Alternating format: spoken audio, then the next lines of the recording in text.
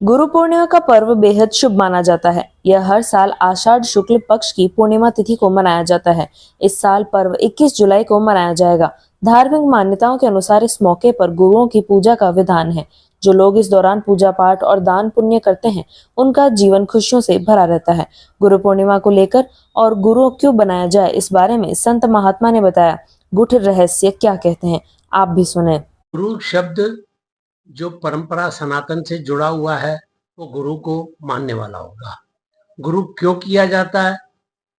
जैसे नारद भगवान भी जब दीक्षा लेने गए, दीक्षा लेने पश्चात जब उन्होंने उनका जल ग्रहण किया, फिर उनसे पूछा आपने गुरु किया है? तो बोला नहीं, मैं गुरु नहीं।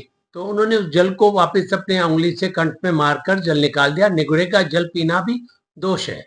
और गुरु ज्ञान का कारक है। ज्ञान जो आत्मसाध जीव की मुक्ति के लिए है, न कि गुरु परमात्मा जो से मिलाने के लिए, न कि गुरु आजकल के जिस तरह ये पाखंडी हो रहे हैं ना, कि ये हम हाथ लगा देंगे तो ये बीमारी दूर, हथौड़ा मार देंगे तो ये दूर, और इस तरह के जो ये आडंबर कर रहे हैं, ये सब गुरु परंपरा में नहीं आता है। गुरु होता है जीव आत्म साक्षी के लिए, न कि शरीर और संसार की किसी वस्तु के लिए। जो गुरु से मांगते हैं कि हमें ये चीज दो, हमें ये चीज दो, ये तो अपने कर्मों का फल है, कर्मों से ही मिलेंगे। और गुरु मात्र एक मुक्ति का साधन है, जो परमात्मा से इस मनुष्य जन्म में जो आया है 84 लाख योनियों से मुक्ति पाकर, उस पे मिलाने के लिए। गुरु गोविंद दो खड़े काके लागू पाए, बलिहारी गुरु आपने जिन गोविंद दियो दिखाए। गुरु गोविंद से मिलाने का कार्य करता है। इसलिए हमारे सनातन संस्कृति में ये बहुत बड़ा पर्व है।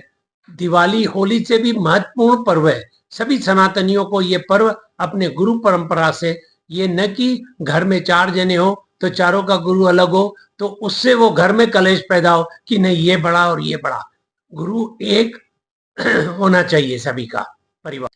जो आजकल की ये कलयुग की परंपरा चल गई ना, जो भी कथा करता है, चाहे वो गृहस्थी है चाहे संत है, बन जाता है और महामंडलेश्वर जगत गुरु अपने आप को लगा देते हैं। मैं तो कहूंगा सरकार को सख्ती करनी चाहिए ऐसे सत्संगों पर, और यदि उनमें इतनी शक्ति है तो फिर सरकार इतनी जो चिकित्साएं खोल के बैठी है उसको थोड़े दिन बंद करवा के इनके कैंप लगवाए, और यदि नहीं वो ठीक होते हैं तो इनको दंडित किया जाना चाहिए। गुरु जो होना चाहिए, यहाँ तो ब्राह्मण शरीर होना चाहिए, यहाँ तो सन्यासी बोला गया है। सन्यासी का मतलब जो ग्रस्त जीवन से परे हो, चाहे वो 13 अखाड़ों के कौन से भी संत हो। सन्यासी का मतलब यहाँ पे ही है। हाँ, तो सभी को मैं कहूंगा सनातन धर्मियों को कि अपना गुरु परंपरा अवश्य मनाएं और अपना गुरु करके अपने जीवन की साक्षात परमात्मा से मोक्ष की प्राप्ति करें। ओम। सभी को मेरा बहुत बहुत जय श्री राम। कल आषाढ़ शुक्ला पूर्णिमा अर्थात गुरु पूर्णिमा, गुरु कृपा से ही हम अज्ञान के अंधकार से ज्ञान के प्रकाश में प्रवेश करते हैं। मैं आप सभी श्रद्धालुओं को गुरु पूर्णिमा पर्व की बहुत बहुत हार्दिक बधाई देता हूँ, मंगल कामनाएं करता हूँ।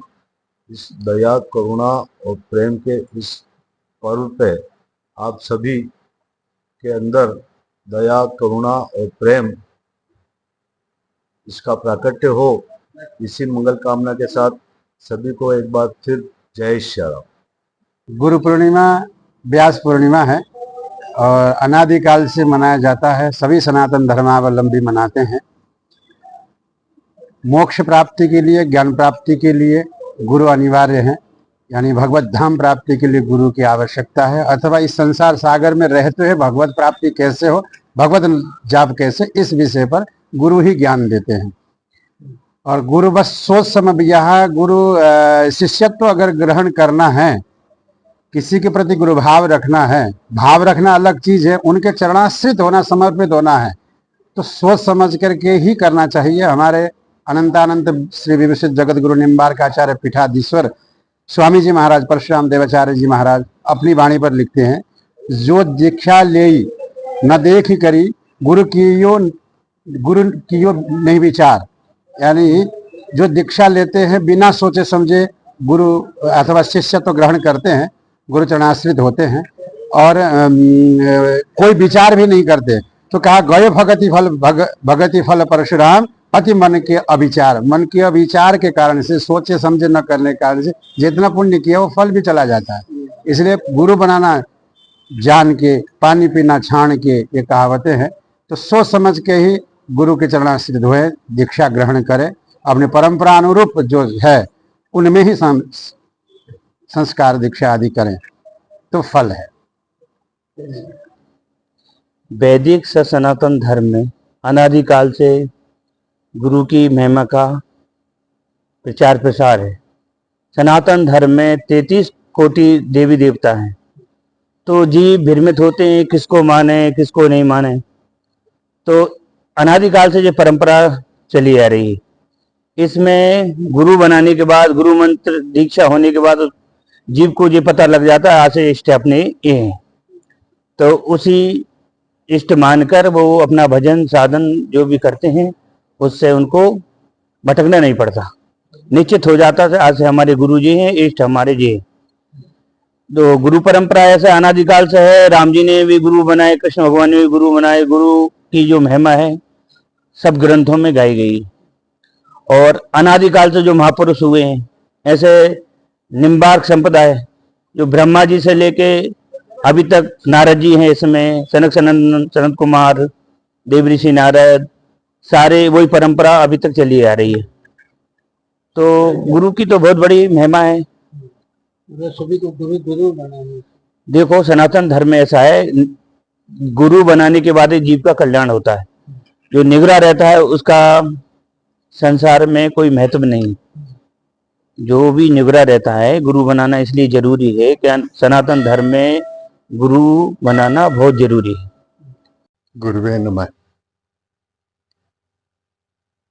जो प्रकाश देता हो, जिसके आज्ञा का पालन करके सत्य पथ के ऊपर चलने की स्थिति बनती हो, उसे ही हम गुरु कहते हैं।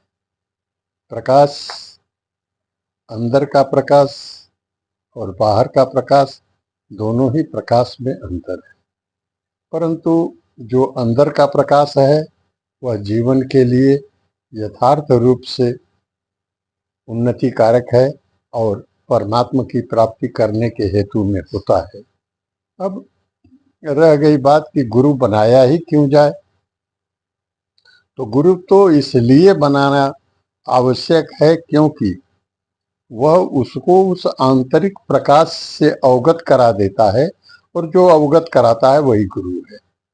हाँ, यह बात अवश्य है कि हमें उस स्थिति को प्राप्त करने के लिए उस प्रकार के योग्य व्यक्ति का चयन करना भी बहुत आवश्यक होता है।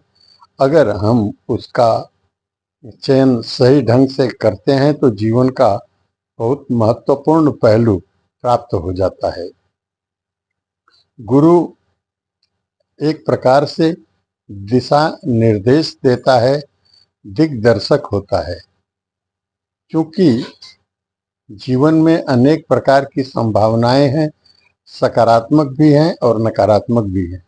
इस सकारात्मक और नकारात्मक दोनों के समाधान के हेतु में मनुष्य को गुरु बनाना, समाज में रहने के लिए गुरु बनाना या उसका दिशा निर्देश लेना अति आवश्यक होता है, और हमको ऐसा करना ही चाहिए। हरिओम।